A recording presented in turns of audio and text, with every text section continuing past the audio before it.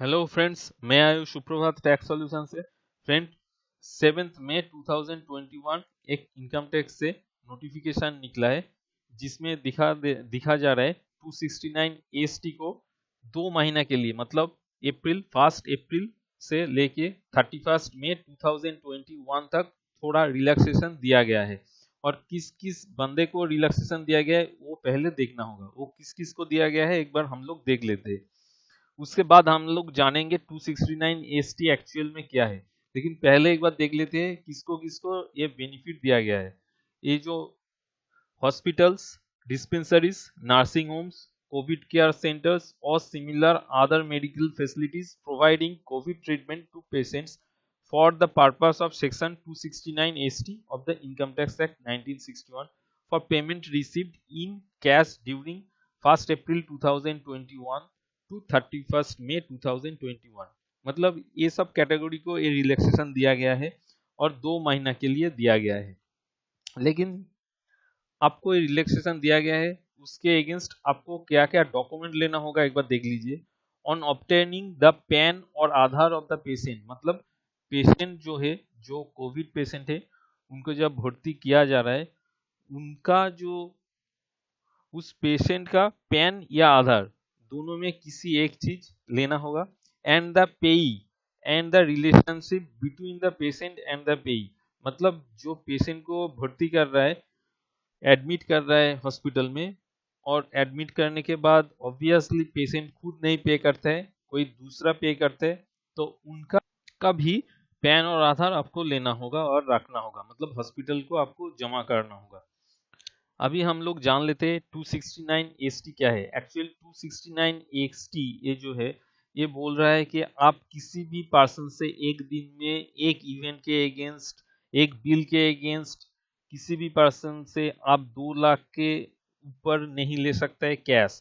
2 लाख के अगर ऊपर लेना है तो आपको नॉन कैश आइटम द्वारा लेना होगा। मतलब नॉन कैश पेमेंट मतलब क्या, कैसे आप पेमेंट करेंगे? डिजिटली पेमेंट करेंगे, फोन से पेमेंट कर सकते हैं, ऑनलाइन पेमेंट कर सकते हैं, चेक से पेमेंट कर सकते हैं, ड्राफ्ट से पेमेंट कर सकते हैं, लेकिन कैश से आप पेमेंट नहीं कर सकते।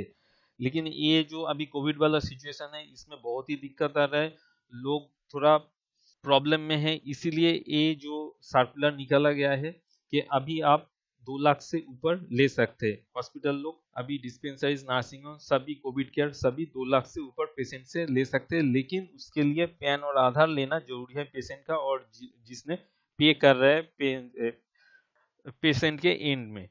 ठीक है, ये हो गया। अभी आप पूछेंगे कि 269 एसटी तो समझा दिया, लेकिन अगर 269 एसटी किसी भी बंदा ने रूल ब्रेक करता है नॉर्मल सिचुएशन में, मतलब ये जो आपको रिलैक्सेशन दिया गया है 2 महीना के लिए, अप्रैल और मई के लिए, उसके बाद जैसे चल रहा था 269 एसटी ऐसे ही चलेगा।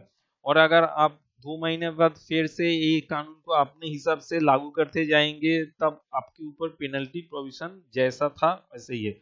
क्या पेनल्टी है वो एक बार देख लेते हैं, क्योंकि हमेशा रूल तोड़ने के बाद क्या होगा वो आपको बोलना पड़ेगा, आपका जो क्लाइंट है, कि आप अगर रूल एक्ट तोड़ोगे तो आपको ये पेनल्टी भरना पड़ेगा। वो बहुत जरूरी होता है। देखिए, 269 एसटी अगर आप तोड़ते हैं तो आपके ऊपर 271 डीए जो है वो पेनल्टी प्रोविजन लागू हो जाता है। वो क्या है?